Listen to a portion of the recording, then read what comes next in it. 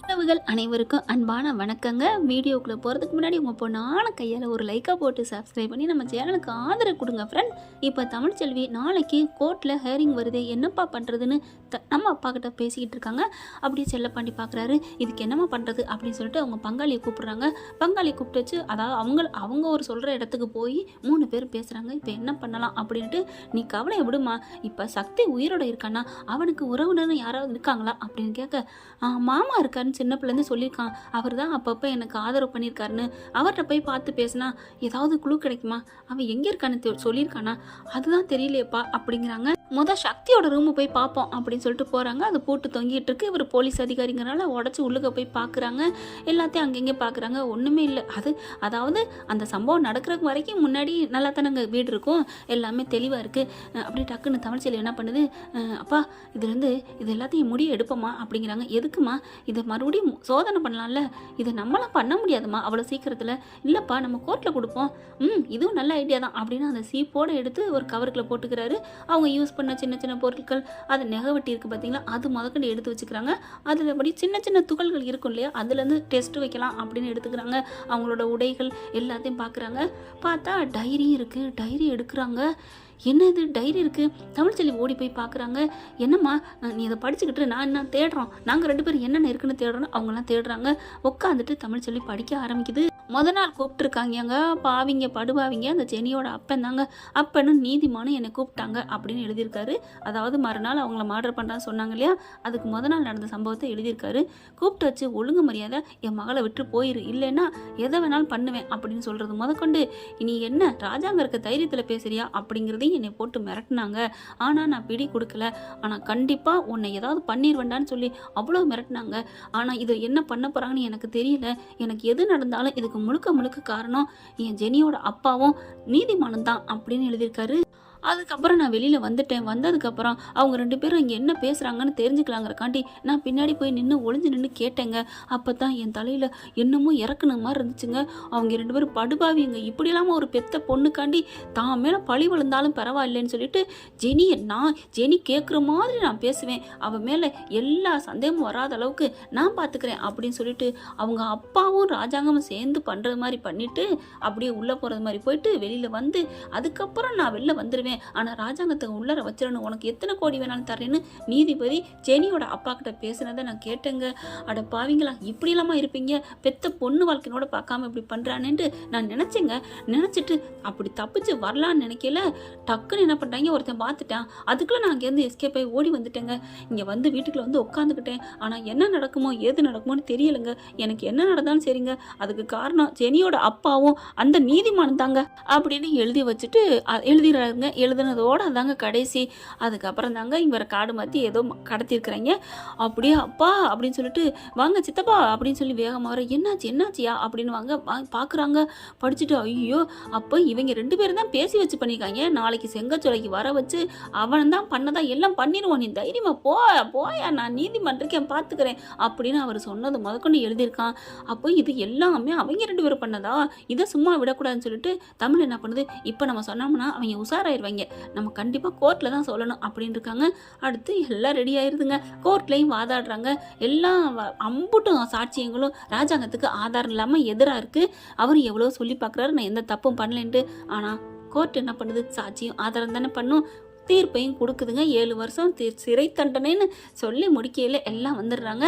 Sir ஒரு நிமிஷம் அப்படின்னு சொல்லிட்டு எல்லாரும் வர்றதை பார்த்துட்டு, என்ன இவ எதுக்கு வர்றா, யார் வர்றா அப்படி இப்படின்னு சொல்லிட்டு அப்படியே எல்லாரும் கண்ணும் தமிழ்ச்செல்வி மேலே இருக்குது. அவங்க அப்பா அவங்க சித்தப்பாவா அவர் பங்காளி இருக்கார் இல்லையா போலீஸ்காரரு, அவரும் வர்றாரு. அவர் பண்ணி வச்சதாங்க பிள்ளையார் சொல்லி போட்டது, தமிழ்ச்செல்வி பண்ணுதான் ஃபோன் பண்ணுன்னு சொன்னது, இல்லைன்னா இவ்வளோ சந்தேகம்லாம் வந்திருக்காது இல்லையா.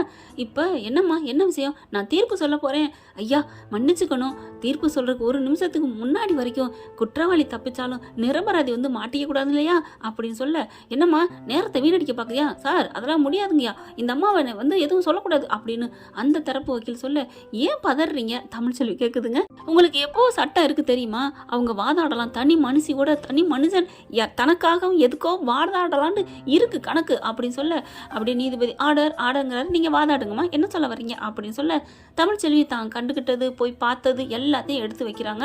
அம்பட்டையும் சொல்லி முடிச்ச கையோட, அப்படியா டைரியை கொடுங்க அப்படிங்கிறாங்க. டைரியை வாங்கி பார்க்குறாங்க. ஆமாம் இதில் ராஜாங்கத்தை நாளைக்கு வர வச்சு பண்ணுவேன் இப்படிலாம் மிரட்டினாங்கன்னு எழுதியிருக்கு. ஒன்றும் புரியலையே, வேறு ஏதாவது ஆதாரம் இருக்காமா அப்படின்னு சொல்ல, வேறு ஆதாரம் இல்லைங்க அப்படின்னு சொல்ல, இன்னும் வீட்டை நீங்கள் செக்அப் பண்ணியிருக்கலாமே அப்படிங்கிறாங்க. நாங்கள் அவசரத்தில் வந்துட்டோங்க அப்படிங்கிறாங்க. ஆனாலும் இவர் கொலை பண்ணலைங்கிறது உறுதி தெரியுது இதில். அப்போ சக்தி எங்கம்மா, அதை நீங்கள் தாங்க சொல்லணும் அப்படிங்கிறாங்க தமிழ்ச்செல்வி. அங்கே ஈஸ்வரி எல்லாரும் அப்படியே ஒரு வயிற்ற கலக்குது. அப்போ பேசிக்கிட்டு இருக்காங்க. தீர்ப்பு நான் பார்த்து சொல்கிறேங்க ஐயா, அது வரைக்கும் நீங்கள் சக்தியை கண்டுபிடிக்கிற வரைக்கும் இன்னும் தீர்ப்பு நாங்கள் உடனே தீர்ப்பு சொல்கிறீங்களோ இல்லையோ, எங்கள் மாமா ரொம்ப நல்லவருங்க, ஒரு எறும்பு கூட துன்பம் நினைக்காதவங்க, அவங்க ஜாமீனில் விடணும், அதுதாங்க நான் கேட்குறது அப்படின்னு சொல்ல, ஜாமீனில் விடலாமா, நீங்கள் சொன்னதை பார்க்கல எல்லாமே அவருக்கு எதிராக தான் செட்டப் பண்ண மாதிரி தான் இருக்குது, அவர் மேலே எந்த தப்பு இல்லைங்கிறத நிரூபிக்கலாம், ஆனால் இப்போ விடுதலை பண்ண முடியாதம்மா, ஜாமீன் தாமா பண்ண முடியும், அதுவே ரொம்ப சந்தோஷம் அப்படின்னு சொல்ல, கரெக்டாக சரிங்க அப்படின்னு சொல்லிட்டு ஒரு 5 நிமிஷம் கழிச்சு எல்லாம் பேசப்படும், தீர்ப்பு சொல்லப்படும்னு போயிடுறாங்க. ஆளாளுக்கு அங்கிட்டு பேசுகிறாங்க. சேதுலேருந்து ஈஸ்வலேருந்து இப்படி பார்க்குறாங்க. என்னையா எப்படியா இதெல்லாம் அப்படின்னு கருப்பு ஓடி செல்லப்பாண்டி அவங்க பங்காளி இருக்காங்களா, சார் வணக்கம் சார் அப்படின்னு சொல்லிட்டு பேசுகிறாங்க. இருங்க எல்லாம் தமிழ்ச்செல்வி தான் சொன்னுச்சு அப்படின்னு சொல்ல, நாங்கள் போய் சக்தி ரூமில் தான் எல்லாம் எடுத்தோம் அப்படிங்கிறாங்க. அதுக்கப்புறம் இந்த சக்தி ரூமில் எடுத்த பொருள் புறத்தையுமே அடுத்து நீதிபதி வந்த கையோட கொடுக்குறாங்க. இதை மறுபடியும் நீங்கள் மரபணு சோதனை பண்ணணுங்க, அது எல்லாமே பொய்யுங்க, பணம் வாங்கிட்டு உடல் கூறு ஆய்வில் ஏதோ நடந்திருக்குங்க கோல்மாலு, உங்கள் நேரடி பார்வையில் நடக்கணுங்க, தயவு செஞ்சு கெஞ்சி கேட்குறேன் அப்படின்னு தமிழ்ச்செல்வி எடுத்து வைக்கிது. அந்த பொருட்கள் எல்லாம் வாங்கி வச்சுக்கிறாங்க. இதை வச்சு சீக்ரெட்டாக பண்ணணும் ஐயா, யாருக்கும் தெரியக்கூடாது, எந்த ஆஸ்பத்திரியில் பண்ணுறீங்கிறதும் யாருக்கும் தெரிய வேணாம் அப்படின்னு தமிழ்ச்செல்வி சொல்கிறாங்க. சரிம்மா பார்த்துக்கலாமா அப்படிங்கிறாங்க. அடுத்து இன்னைக்கு நான் தள்ளுபடி பண்ணுறேன், இந்த கேஸ்லேருந்து முழுசாக தள்ளுபடி பண்ணல, இவரை நான் ஜாமீனில் விடுறேன் அப்படின்றாங்க. ஜாமீனில் விட்டுறாங்க. அவங்க வீட்டுக்கு போகிறாங்க. தமிழ்ச்செல்விக்கு நன்றி சொல்லிட்டு, ஆனால் தமிழ்ச்செல்வியை பார்த்து ராஜாங்க கையெடுத்து கும்பிட போயில, வேணாமாம்மா நான் உங்களை இன்னும் நிரபராதின்னு முழுசாக நிரூபிக்கணும், அப்புறம் பார்த்துக்கலாம், நீ எங்கம்மா போகிற அப்படிங்கல, எங்கள் வீட்டுக்கு மாமா, எங்கள் வீடா, அதுதானம்மா நம்ம வீடு, அது உங்கள் வீடு மாமா அப்படின்னு சொல்லிட்டு போக, புரிஞ்சு போகுது ஏதோ நடந்திருக்குன்னு. என்னடா சேது பண்ணி வச்சிருக்க, இல்லைப்பா அப்படின்னு சொல்ல, நான் சொல்கிறேன் அப்படின்னு டக்குன்னு மலர் எல்லாத்தையும் சொல்ல, பலான்னு 2 அரை கொடுக்குறாரு சேதுக்கு. பாவி என்னடா பண்ணி வச்சிருக்க அப்படின்னுட்டு, இல்லைப்பா அவள் அவளால் தானே பண்ணி, என்னடா எதுக்கு எடுத்தாலும் அவளான்னு அப்பா மேலே பாசம் வை, நான் இல்லைங்கள, அதுக்காக கட்டிக்கிட்டு வந்த பொஞ்சாதி இப்படியா பண்ணுவேன், கொஞ்சமாக அதை நம்பிக்கை வேணா, காலத்துக்கு உங்களோட வர்றவடா, உன் வாரிசை சுமக்கிறவடா அப்படின்னு சும்மா கண்ணா பின்னான்னு தாறு மாறுன்னு பிச்சு எடுத்துடுறாரு. கோர்ட்டு வாசல்லே தமிழ்ச்செல்வி பார்க்குது, ரொம்ப நல்ல மனுஷன் அப்படின்னுட்டு. அடுத்த வாரம் வருதுங்க, வாய்தா முடிஞ்சு எல்லாம் முடிஞ்சு கோர்ட்டில் தீர்ப்பு சொல்ல போகிறாங்க. மரபணு சோதனை வருதுங்க. பார்க்குறாரு நீதிபதி. பார்த்துட்டு பார்த்தா அதில் எதுவுமே இல்லை. என்னங்கய்யா அது அப்படின்னு பார்க்குறாங்க. அந்த வக்கீல் என்னங்கய்யா என்னங்கய்யா நொன்னங்கய்யான்ட்டு, சக்தியோட இதுக்கும் கொஞ்சம் கூட மேட்சே ஆலையா, மிஸ் மேட்சாக இருக்குது அப்படின்னு சொல்ல, அதை தானங்க நானும் சொன்னேன்னு தமிழ்ச்செல்வி சொல்ல, யாரோட இது அந்த உடல், என்ன நினச்சிட்டு இருக்கீங்க அப்படின்னு கத்த ஆரம்பிக்கிறாங்க. அதுக்கப்புறம் காவல்துறைக்கு ஆணையிடுறாங்க, அந்த உடம்பு யாரோடதுன்னு கண்டுபிடிங்க. அப்போ சக்தி உயிரோட தான் இருக்கார், அதனால ராஜாங்கத்து மேலே எந்த இதுவும் இல்லை அப்படிங்கிறாங்க. உடனே இல்லை மணிக்கணி வரானர், அப்போ சக்தி எங்கே இருக்காருன்னு தெரிஞ்சா தானே அவர் மேலே குற்றம் சாட்டப்பட்டது நிரூபிக்கப்படும் அப்படிங்கிறாங்க. ஏண்டா உலகத்தில் எவனா காணாமல் போவேன், அதுக்கு அமைச்சரை கொண்டாந்து வச்சுக்கிங்களா அப்படிங்கிற மாதிரி பார்த்து பேசுகிறாங்க. அப்போ தான் எந்திரிச்சுக்கிட்டு ஆர்டர் அப்படிங்கிறார் நீதிபதி. இருங்கம்மா அப்படிங்கிறாங்களா. ஐயா நீங்கள் சொல்ல வேண்டிய பாயிண்ட்டை நான் சொல்லிக்கிட்டு இருக்கேன், அது என்னம்மா கரெக்டு தாம்மா, நீங்கள் உட்காருங்க அப்படின்னு சொல்லிட்டு ஆளாளுக்கு இப்போ சட்டம் தெரிஞ்சுக்கிட்டு பேசுதுங்களே. அதுவும் கரெக்டு தான் ஒரு வகையில். அந்த அம்மா சொன்ன மாதிரி யார் வேணாலும் தலைமுறை வாங்கலாம், அதுக்காண்டி ஒருத்தனை கொண்டாந்து வைக்க முடியுமா என்ன அப்படிங்கிறாங்க. அப்புறமா தமிழ்ச்செல்வி என்ன பண்ணுறாங்க, ஐயா ஒரு நிமிஷம் அப்படிங்கிறாங்க. என்னம்மா, எனக்கு இப்போ தான் ஒரு மெசேஜ் வந்துச்சு அப்படிங்கிறாங்க. என்ன மெசேஜ், நான் கேட்டுட்டேன் அப்படிங்கிறாங்க. என்ன கேட்டீங்க, அப்படியே அதை கேட்குறத கொடுக்குறாங்க. பார்த்தா தமிழ் அப்படின்னு சொல்லிட்டு அந்த இறந்து போன சொன்னாங்க இல்லையா, அவர் தான் பேசுகிறார். சக்தி செனி புருஷன், யாருமா அவர் சக்திங்க அப்படிங்கிறாங்க. அப்படியே ஸ்பீக்கர்லாங்க போடுறாரு. நான் உயிரோடு தான் இருக்கேன் தமிழ், நான் உயிரோடு தான் இருக்கேன். அந்த சக்திமான அந்த சக்திமானுங்கிற அந்த நீதிமானும் அந்த தாமஸும் சேர்ந்தா என்னை பண்ணாங்க, நான் டைரியில் எழுதி வச்சது நடந்து போச்சு, என்ன நடக்குன்னு தெரியல, நான் நியூஸில் பார்க்க கூட முடியல, என்னை அடைச்சி கொண்டாந்து ரூம்குள்ளே எங்கேயோ போட்டு வச்சுருக்காங்க, இப்போ சாப்பாடு கொண்டாந்து கொடுத்தான் நீதிமானோட ஆளு தான் தமிழ். அவன் ஃபோனை வச்சுட்டு அவன்கிட்ட போக நான் டக்குன்னு எடுத்து உனக்கு மெசேஜ் போடுறேன், நீ இதுக்கு ட்ரை பண்ணாலும் அவன் என்ன பண்ணுவேன்னு தெரியலையே, இருந்தாலும் நீ ஃபோன் பண்ணி பேசுங்க, இந்த லொக்கேஷனை வச்சு வாங்க அப்படின்னு சொல்லிட்டு அறக்க பறக்க பேசியிருக்காங்க நம்ம தம்பி. அதுக்கு பார்க்குறாங்க, அட பாவிங்களா இப்படியெல்லாமா நடப்பீங்க, என்னங்கடா அப்படின்ட்டு நீதிமானை பார்க்குறாங்க. நீதிமான் அங்கே தான் உட்காந்துருக்கான். என்னையா நடக்குது, ஐயா அது யாரோ இவங்க மிமிக்ரி பண்ணியிருக்காங்க, தமிழ்ச்செல்வி ப்ராடு பண்ணுது, நான் பேசவே இல்லை, நான் எதுவுமே பண்ணலை அப்படிங்கிறாங்க. ஏண்டா உன் ஆளு தான் பண்ணிக்கான்னு சொல்கிறாங்க. அப்புறம் என்ன, இங்கே பாருங்கள் ஃபோன் வந்திருக்கு, இந்த நம்பர் என்னன்னு செக்அப் பண்ணுங்க அப்படிங்கிறாங்க. நம்பரை உடனே செக்அப் பண்ணுறாங்க. அங்கேருந்து கேட்டால் அந்த அட்ரஸ் எல்லாம் தெளிவாக வருதுங்க. அந்த நம்பரை வச்சு கண்டுபிடிக்கிறாங்க. உடனே நீதிபதி சொல்கிறாருங்க, உடனே ஆர்டர் கொடுக்குறாருங்க, போய் அந்த இடத்துக்கு போய் கண்டுபிடிங்கன்ட்டு. இன்னும் 20 நிமிஷத்தில் இங்கே கண்டுபிடிச்சி இங்கே கூட்டாரிங்க அப்படின்னு சொல்லிடுறாங்க. கோர்ட் இஸ் அர்ஜென்ட் அப்படின்றாங்க. எல்லாம் கலையுது. பதட்டத்தோட நீதிமான் எந்திரிக்க போகிறாரு. கையை பிடிச்சிடுறாங்க போலீஸ். போய் எங்கே போகிறீங்க? இல்லை அர்ஜென்ட் ஒரு வேலை. என்ன வேலை இருந்தாலும் உட்காரியா அப்படின்றாங்க. யாரும் கோர்ட்டை விட்டு அசையக்கூடாது, கலையக்கூடாது அப்படின்னு சொல்லிட்டு போயிடறாங்களா நீதிபதியும். அதனால் என்ன ஒன்றும் பண்ண முடியல. ஃபோனு யாரும் பேசக்கூடாது அப்படின்றாங்க. எல்லாரும் கம்கமாக இருக்காங்க. இது பூராமே தமிழ்ச்செல்வி தான் சொல்லி வைக்குது நீதிபதிகிட்டேயே. எல்லாரையும் ஃபோனு பேசக்கூடாது, இதை எடுத்து விட்டு போகக்கூடாதுன்னு சொல்லுங்கள், அதுக்குள்ளே மாற்றல் ஆயிரும், இங்கேருந்து ஃபோன் பண்ணால் அவன் உஷாராயிருவான், சக்தியும் போயிடுவார் ப்ளீஸுங்கய்யா அப்படின்னு சொல்ல, நல்ல மூளையாத்தமாக பேசுகிற அப்படின்னு சொல்லிட்டு தமிழ் சொன்னது எல்லாத்துலேயும் எக்ஸிக்யூட் பண்ணுறாங்க.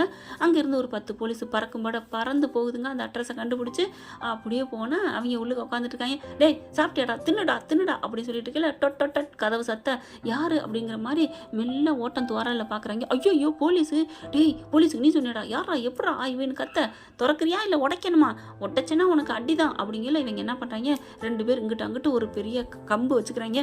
கதவை திறந்த கையோட போலீஸ் தும்முன்னு உள்ளுக்க போக இவங்க 2 பேரும் வெளியில் பார்த்தா விட்டுருவாங்களா போலீஸு, சும்மா வச்சு செய்கிறாங்க. அப்படி இருந்து பார்த்தீங்கன்னா இவங்க 2 பேரும் அடிச்சு போட்டதுனால போலீஸ் அங்கே உள்ளர விழுந்ததுனால இவங்க தப்பிச்சு ஓட பார்க்குறாங்க.